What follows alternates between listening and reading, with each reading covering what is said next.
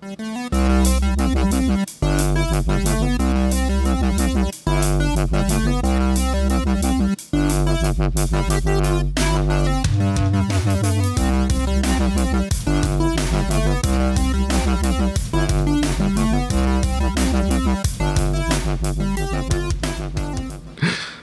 everybody, welcome to another episode of the LitRPG podcast. I am Ramon Mejia here to bring you the latest LitRPG news, reviews, and of course author interviews. This is episode number 89 of the podcast. I have 9 new LitRPG reviews just for you this week. Before we begin, I want to give a quick shout out to a very generous donator to the podcast, Jeff Hollingsworth. He made a really rather generous and big donation. I just want to give him a big shout out and thank you for his generosity. Thank you again, Jeff Hollingsworth. And of course, if anyone else wants to help support the podcast, you can find all the ways to do so at litrpgpodcast.com/support. There you go. Now, the 9 new LitRPGs we'll be talking about this week include Dodge Tank. Then after that, it's going to be Press Start. After that is going to be Camelot Defiant. This is going to be book 4 in that series. After that, it'll be the Accidental Mage, book 3 in the LitRPG Accidental Traveler Adventure. After that, it'll be Chained. This is the Stork Tower, book number 3. Finally catching up on that one. Then after that, it'll be Jatla is not a thole, a fantasy online novella. After that, it'll be actually 3 short stories. It'll be Warrior level 1, Mage level 1, and Rogue level 1, all short stories in the Opal Chronicles series. So there you go, 9 new stories. But of course, we begin our show though with LitRPG news.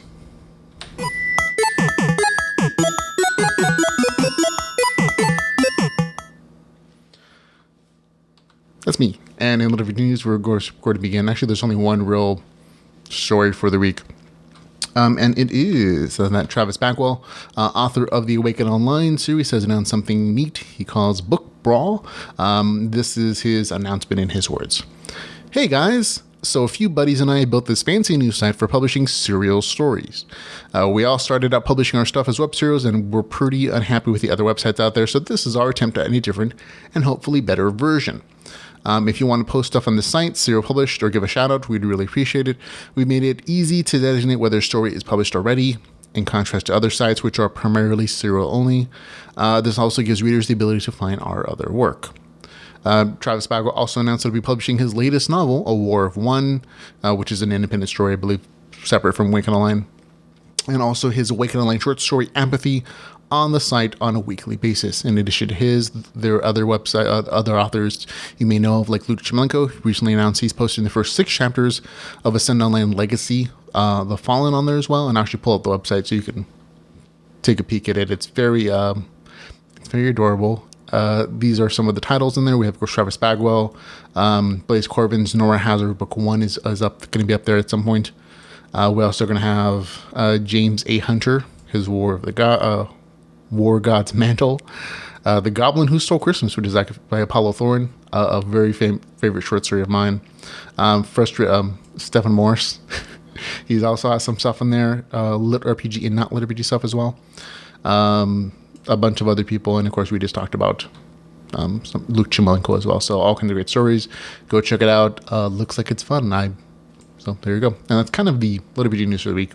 Out now, these are some stories that have come out this week. Haven't had a chance to read them, but they're out now if you're interested in reading them.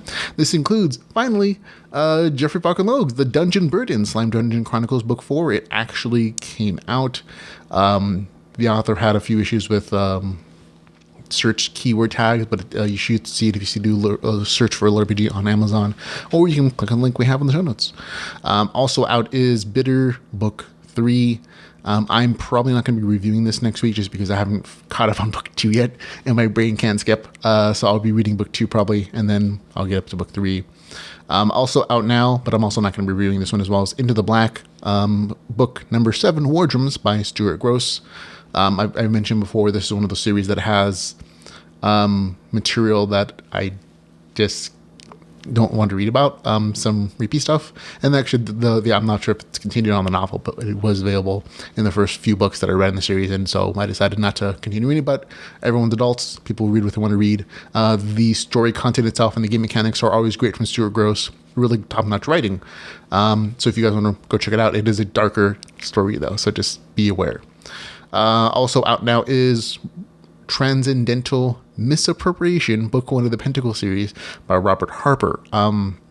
You wouldn't know by looking at the cover art or by reading the author's description, but this is actually reincarnation LitRPG, at least as much as I've been able to tell you. I read through the first 15% of the novel, and at that point I saw some mentions of this is a magical series story where the powerful people give people the power to reincarnate and keep their skills and stats and abilities and stuff. And so I'm like, that's probably sounds like LitRPG. It sounds fun.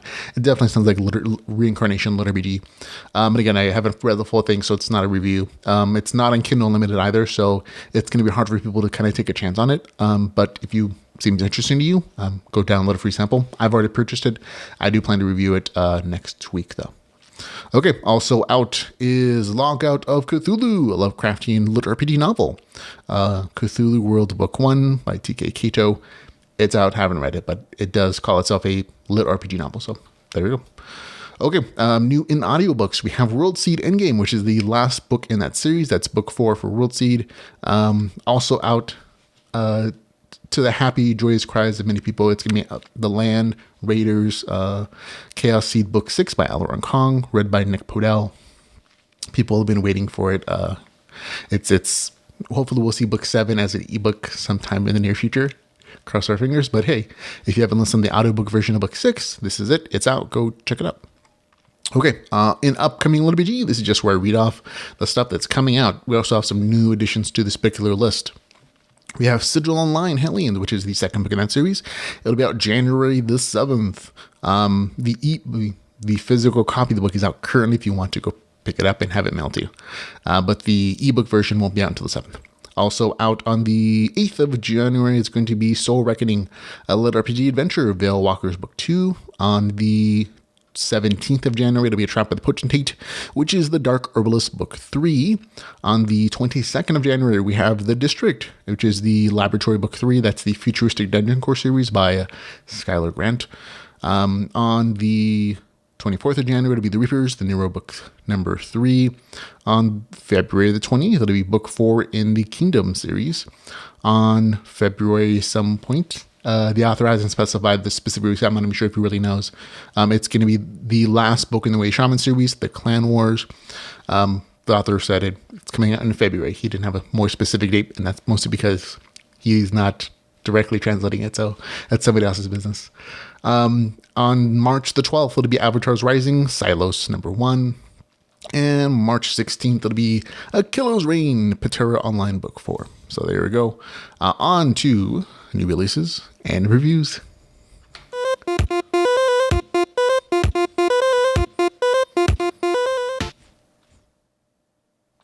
And in new releases and reviews, we're going to begin with Todshank, a LitRPG novel, Crystal Shards Online Book 1, written by Rick Scott. Okay, this one is 339 pages, $3.99. It is available on Kindle Unlimited. I will read you the author's description.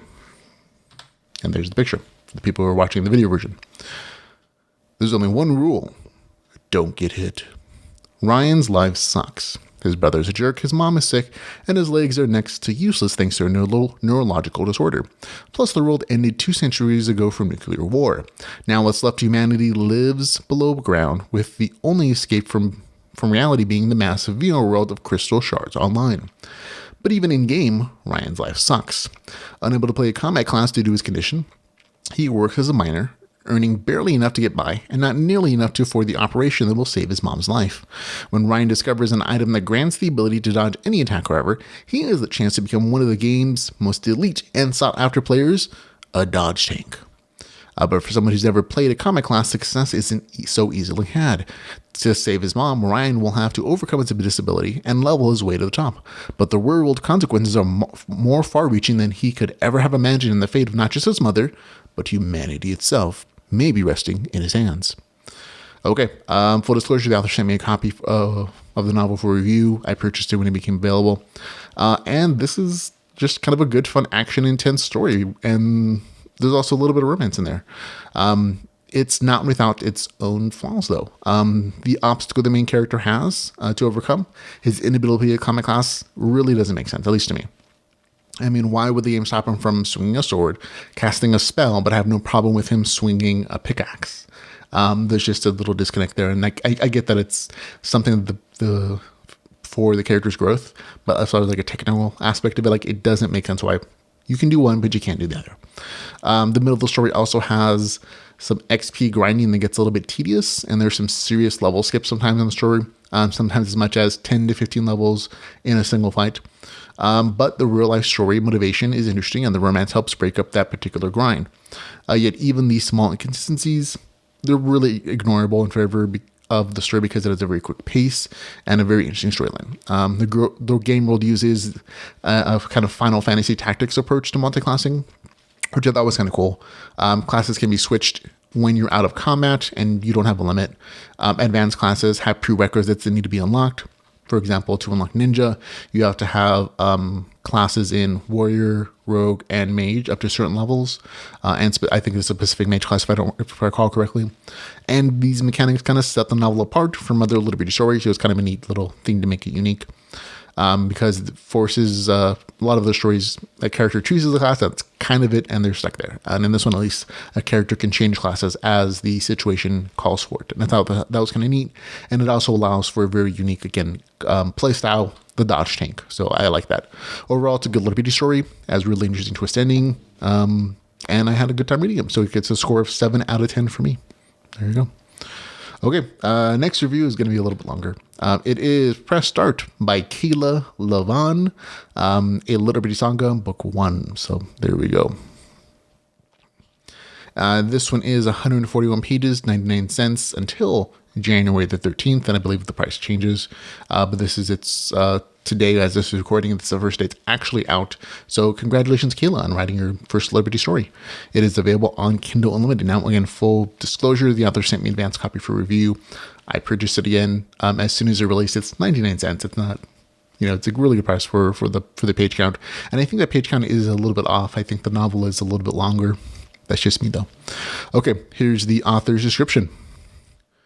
Unique spells, strange companions, unforgettable adventure. After her brother's death, Tara was going through his things when she finds an old gaming gear. Logging into his account out of curiosity, she was tossed into a vast world of SOL for the very first time. Playing as her brother's male character was awkward, but SOL was the perfect way to add fun to her boring and routine life. She goes on exciting quests, defeats powerful monsters, and explores exhilarating new environments. But as Tara discovers the secrets her brother was hiding, she must deal with the problems he caused and survive the countless players that want her dead, because there are consequences to being known as a legendary player killer. I'll have to say that last little paragraph sentence is a little misleading. I think that's something that's going to be developed in later books. It doesn't really show up here. Overall, this story had some good points, some very interesting themes that I wish were better developed, because this story kind of has the potential to be pretty awesome. Unfortunately, how it was actually developed was really frustrating to me. And that's mostly because, one, there's not a lot of world development and explanation of how the game mechanics and the story works. So there's no real foundational setup for the things that happen in the story sometimes. And two, again, there's some cool themes in it I thought could have made this story great. And it's frustrating to see that they weren't developed. And so for most of the story, I kept saying to myself as things occurred, whether they're mostly in-game stuff, is that this doesn't make sense. It was kind of my mantra as I was reading this.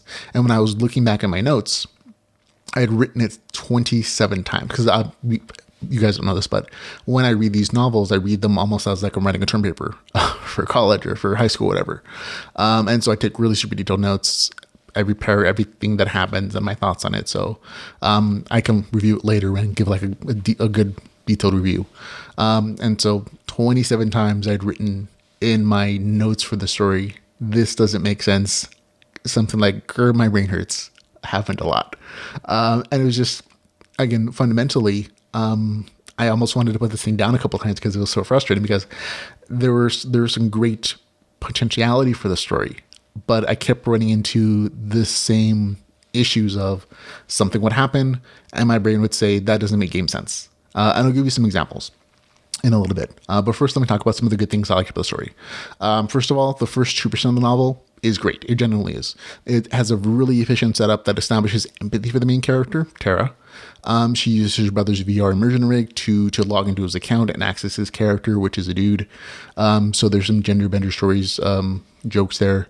And, well, like, you know, but and like I said, this novel is also very humor filled. There's lots of jokes, lots of parody, things like that, and they start from the very beginning. As soon as she logs in the game, she jokes that she suddenly has a penis because she's using her brother's male character, and then she finds her doppelganger, a character that looks just like her, an avatar, because her brother made an AI companion modeled after her. So she's like looking at herself while she's actually in her brother's body. So it's a little weird. But I like the humor there, and I thought that particular situation had a great potential for interesting storyline. Like I said, potential. It didn't get quite fulfilled, and that's one of the things that's kind of frustrating.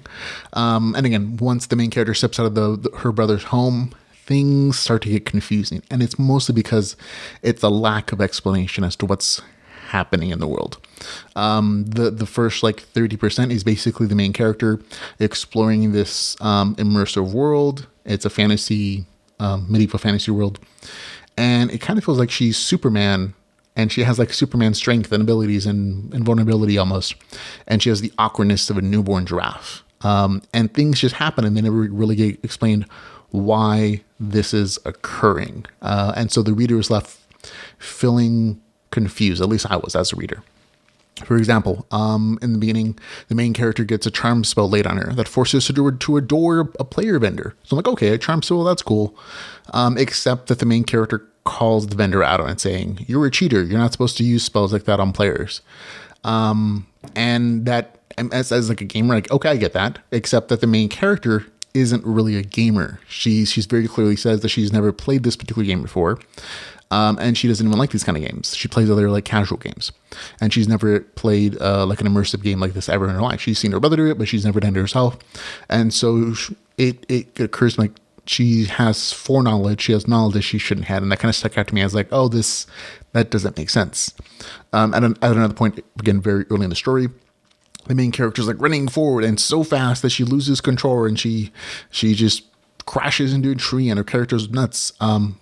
Get crushed. Remember, she's a dude now, and causes herself 500 points of damage. And I get that it's a joke. It's like supposed to be like a pratfall. But the inference of like superpower and super strength doesn't make sense in games, because that's not what actually happens in, just because you have high stats. You don't actually get to jump around a street man unless you're in like some like Champions Online or something. Again, a little later, the main character accidentally snaps the neck of a level 0 rabbit for like 5,547 points while petting it. And again, I get that's a joke, and it's a way to visually describe that the character she's using has super strength or like super high stats.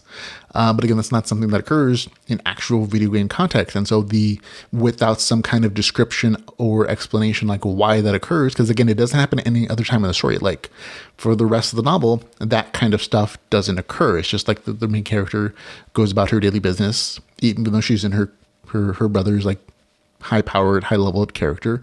None of that stuff happens again. And again, there's no explanation like why it occurs here, if it's something she needs to get adjusted to. And so it just, again, in my brain, I think this doesn't make sense. There's no context for this. And this happens a lot, especially in like the first 30% of the novel, because you don't get any kind of explanation about any game mechanics or anything that's happening until you're already a third of the way in. And I think that's a choice that the author has of showing before explaining. It's just that because there's no foundation set up for the game, what occurs, what kind of game it is, what kind of mechanics there are, all these things that occur feel very, very confusing. And again, for the first third of a novel, for that to be the case, is just frustrating beyond heck for my brain, because again, there's a lot of great potential there. And yet, even after that 30% of the novel, when you finally start to get a few things explained about a few game mechanics, because she meets somebody, who you knew her brother, and it's kind of taking that mentor status, there are still things that occur that just break my game logic brain. For example, this happens a little bit later. This is a little spoiler, so skip ahead if you don't want to hear this. The main character is reset to level 1. I'm not going to describe the circumstances, just that it does. And her and another character who is also level 1 are supposed to fight a group of level 10 monsters and kill them. Except that the main character does this almost without taking any damage and evades just about every attack because she has a haste spell from a level 1 character. And like it's again just a simple example of like this doesn't make game logic sense. And of course, she's able to do this because this monster has a special condition that if you knock off like mushrooms from its body, it loses 10% of its health every time.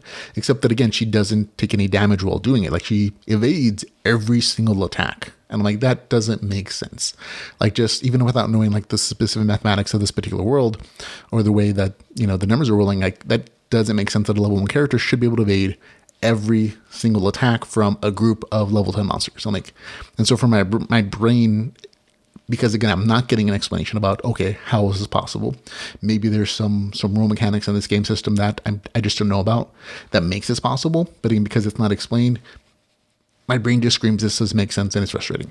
And then I have a whole list of the full review of like incident after incident of occurring, not even detail them all, but you know, you kind of get the idea at this point. There are some, like I said, some definite positives to the story that I really did enjoy. The author has a great sense of humor. There's jokes galore, parody of other things, lots of good things, and most of those jokes land.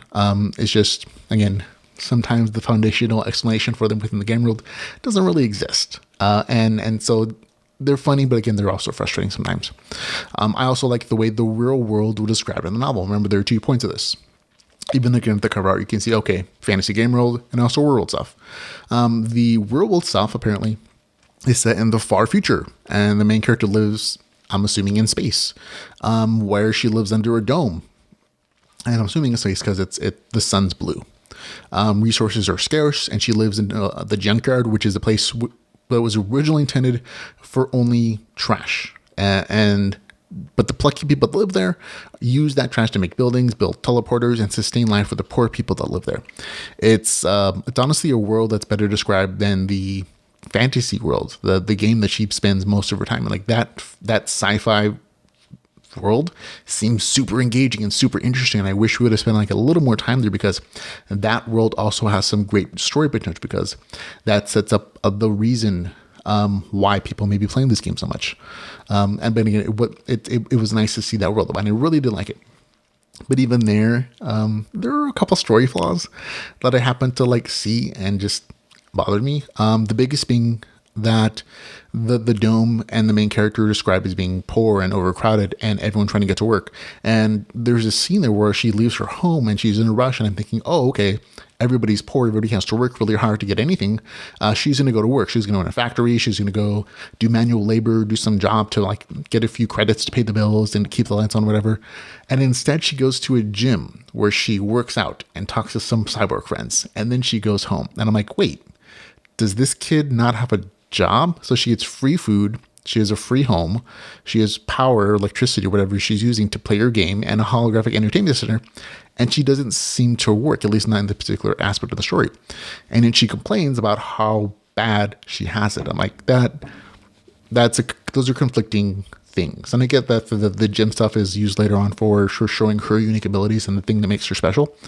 But there was definitely an expectation about, okay, how does she make a living? Why is her life in the real world, in this futuristic society, so crappy that she wants to play this game so much? Or I mean, there's a lot of story potential. I'll get there in a minute, but again, even this cool thing that I liked, there were frustrations with it.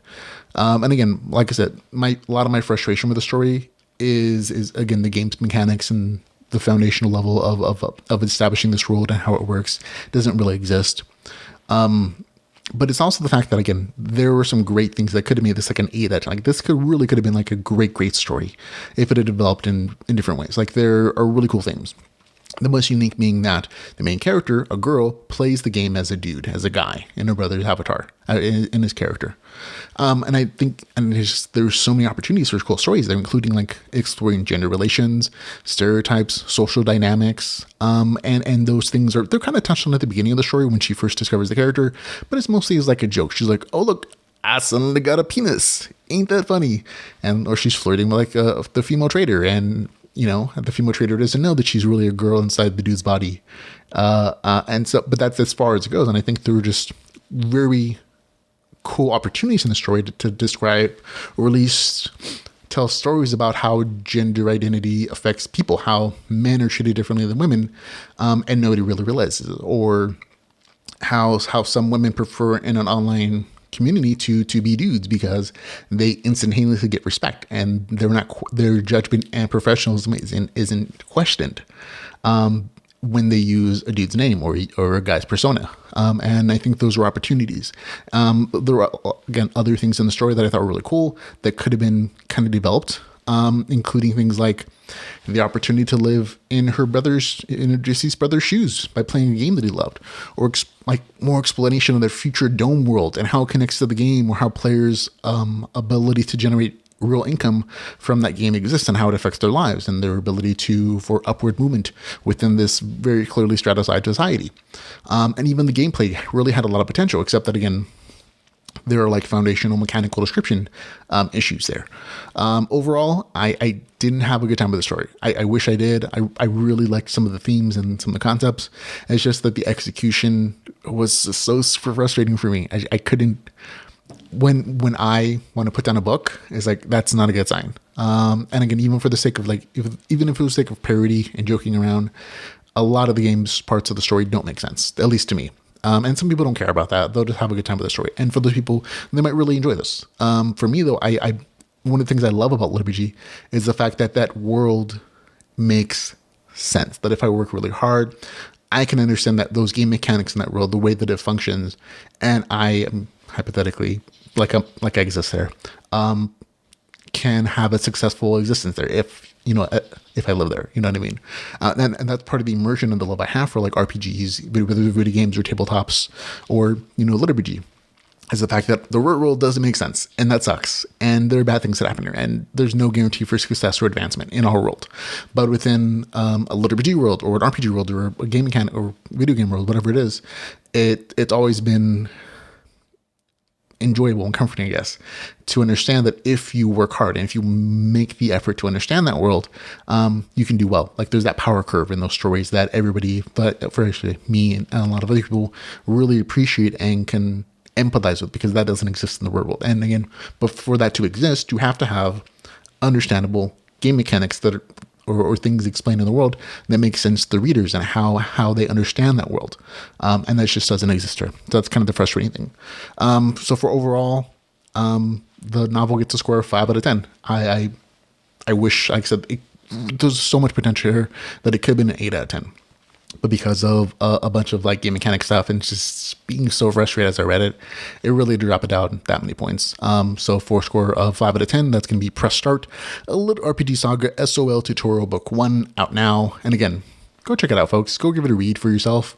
This is just my opinion. It didn't really work for me. It may work for you. But for me, it gets a score of 5 out of 10. So there you go.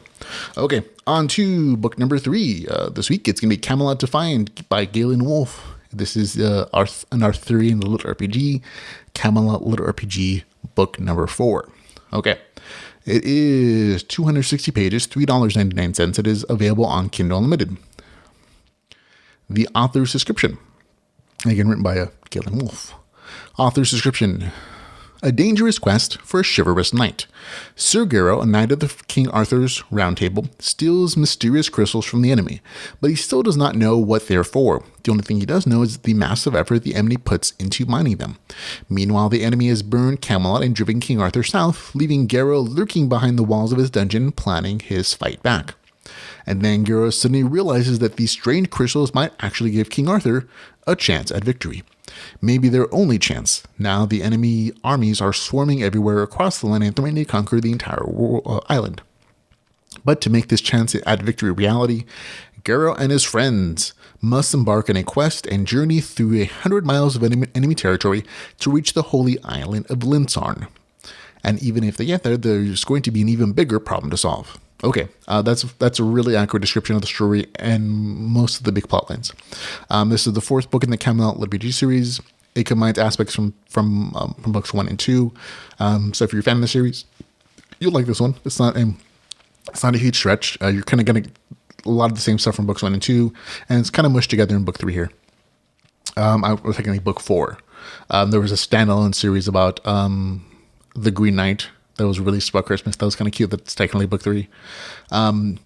You also get the dungeon creation stuff from book 2 and the action adventure stuff from book 1, all in this novel. You also get some nice large-scale combat later in the novel, as Sir Gero and his friends race to be the first to find the ingredients for fabled Vorpal blades, and basically whatever army gets there first will have the edge they need to conquer the game, or Britannia, or whatever it's going to be in the game.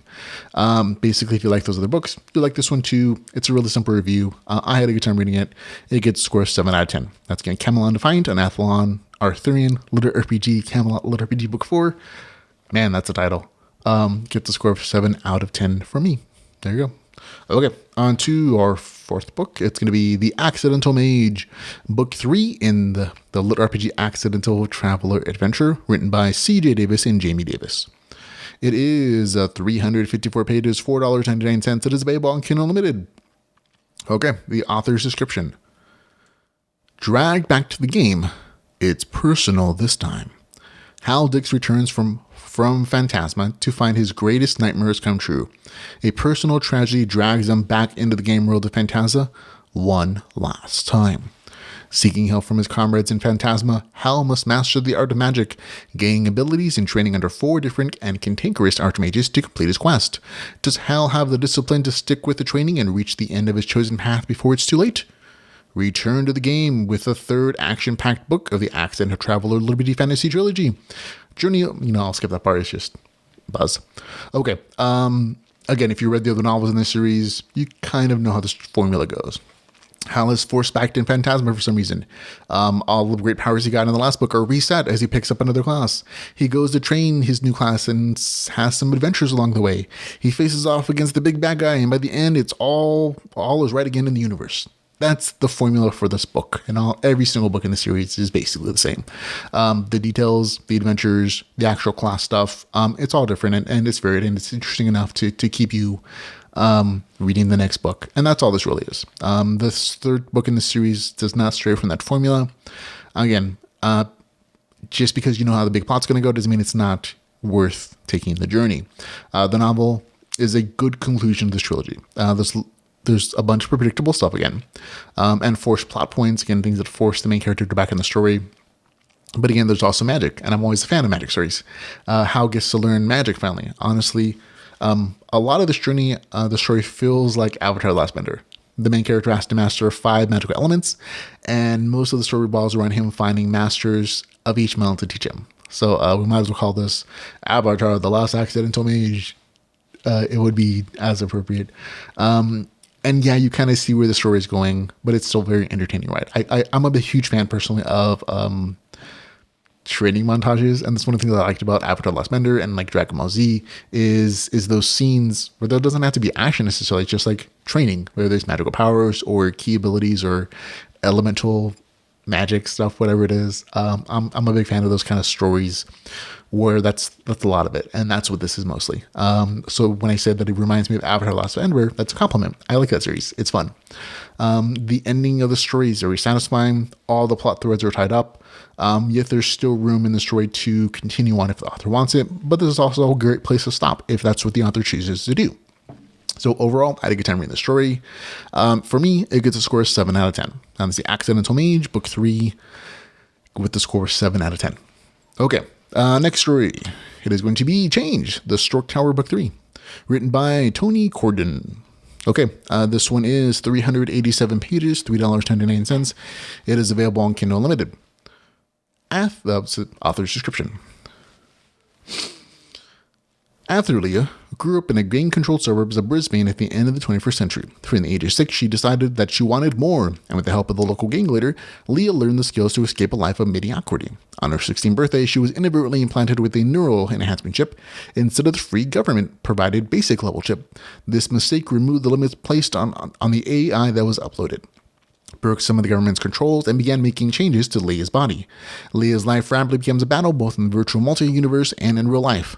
There's some more to it, but it's a little spoilery if you haven't read the other books, so I'm editing that portion out from the author's description. It's basically summaries of books 1, 2, and 3. And they're also found in the beginning of this novel. So there's a nice way to catch up on the series if you're just deciding to jump in here, which I wouldn't recommend. Like, it's a really good series.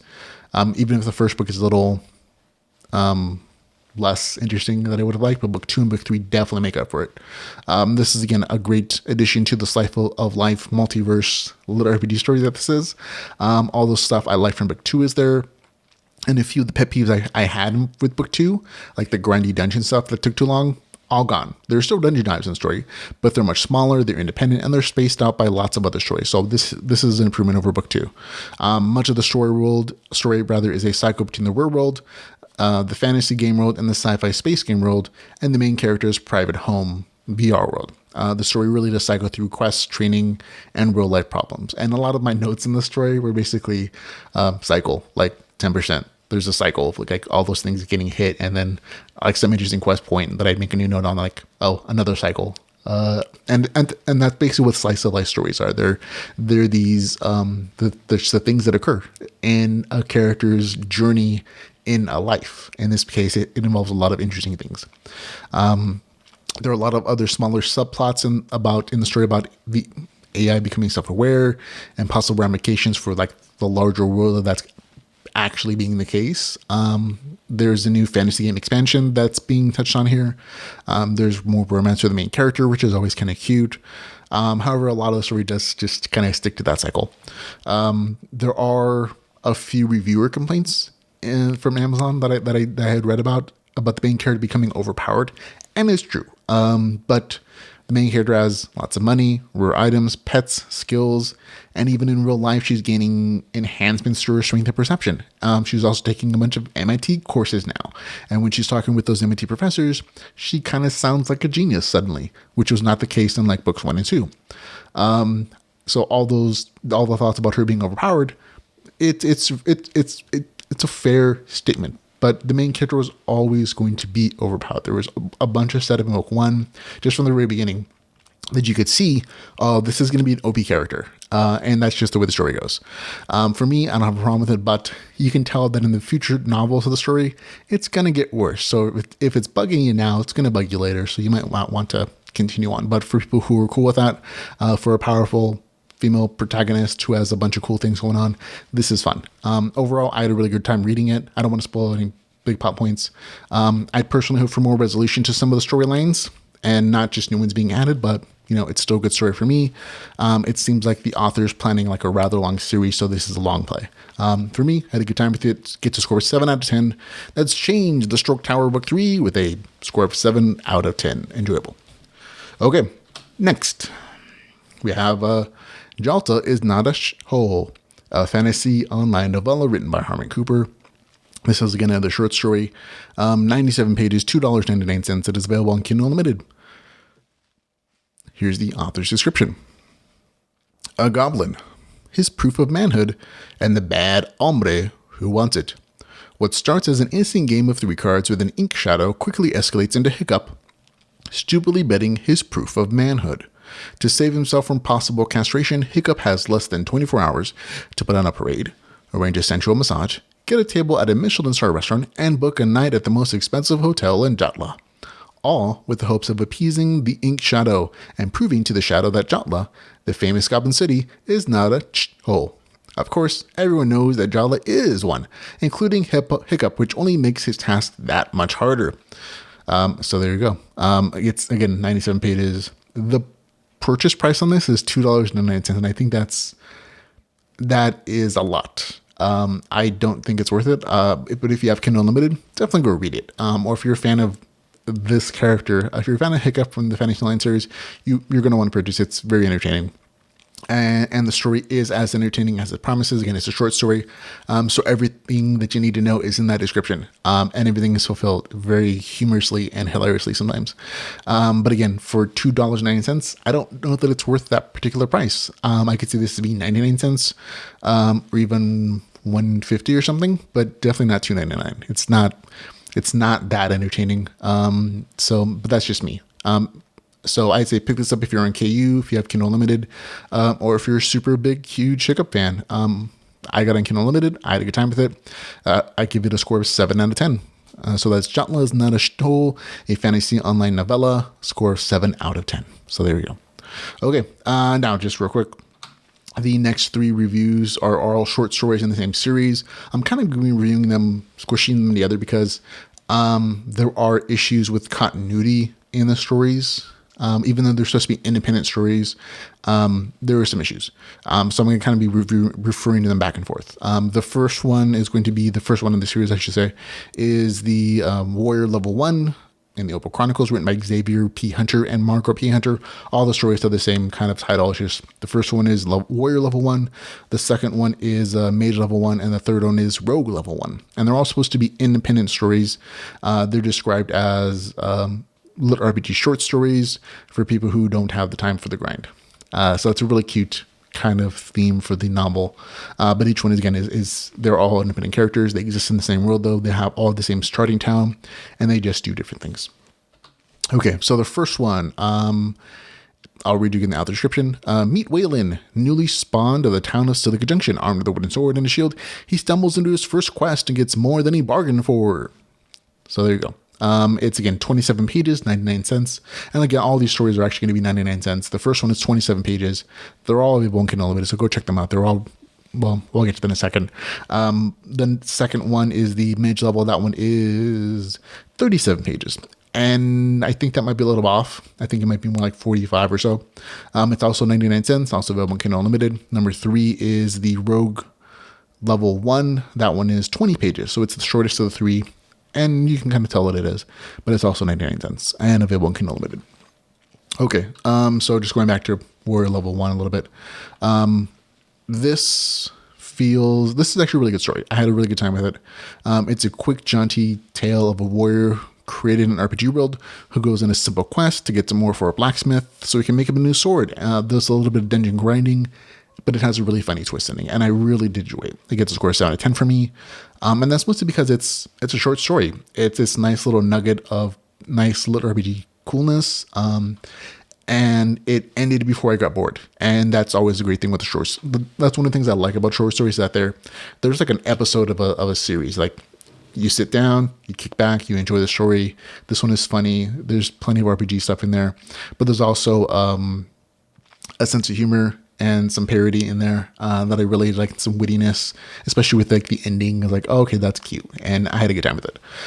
Book number 2 in this series, which is the Mage level 1 story, that one I had bigger issues with, and you can tell basically that the Warrior level 1 and this one are written by 2 different authors.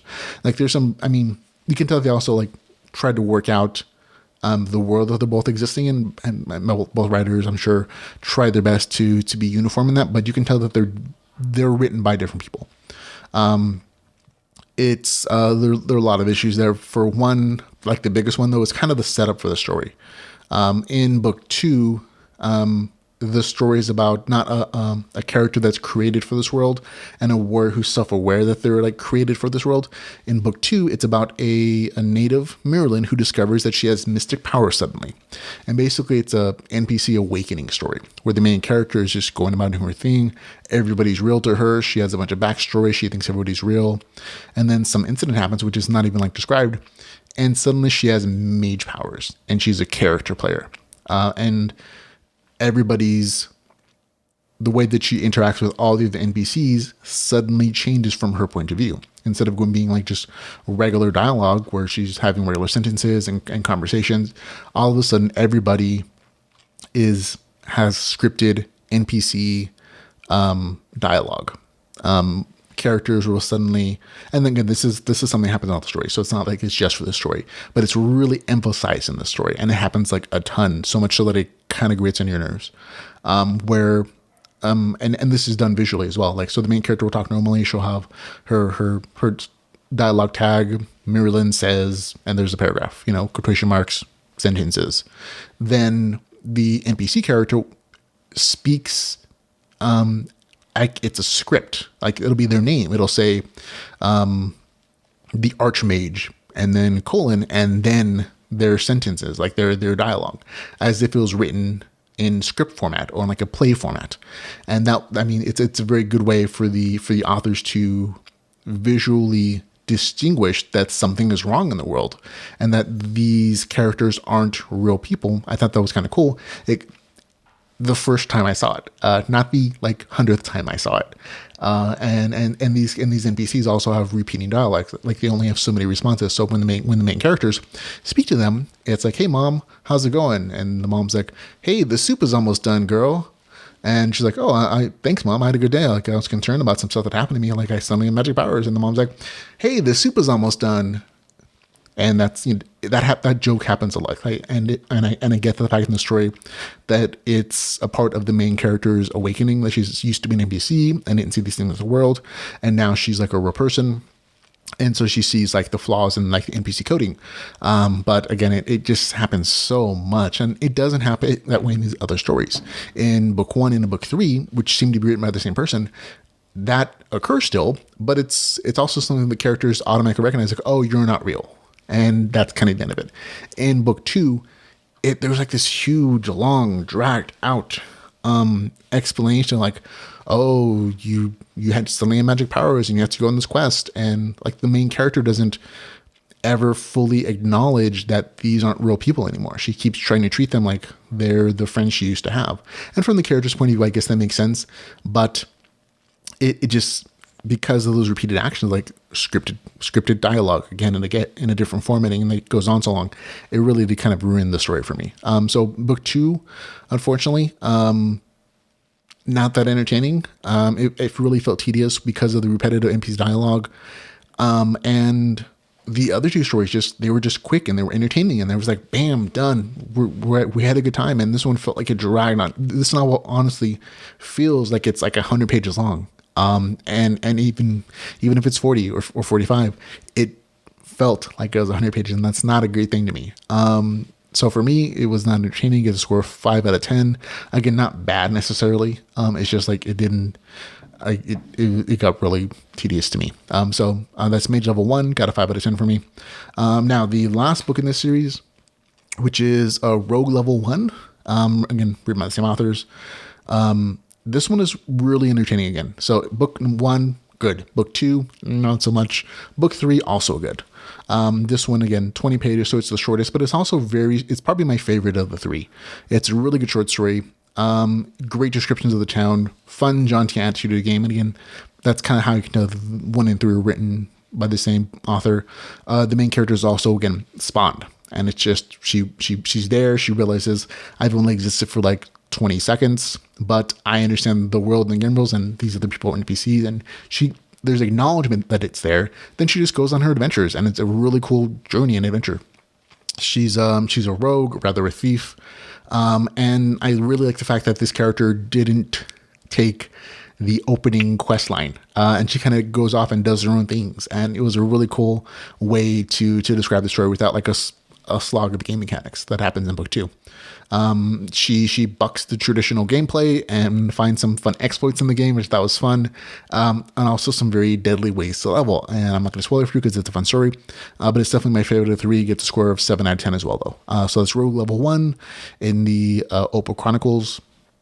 It's book 3 in that series, but it gets a score 7 out of 10 for me. So there you go. That's, again, book 1. Gets a score of 7 out of 10. Book 2 in that series, the Mage level 1, gets a 5 out of 10. And book 3 gets a score of, that's called Rogue One, gets a score of 7 out of 10 as well. So there you go.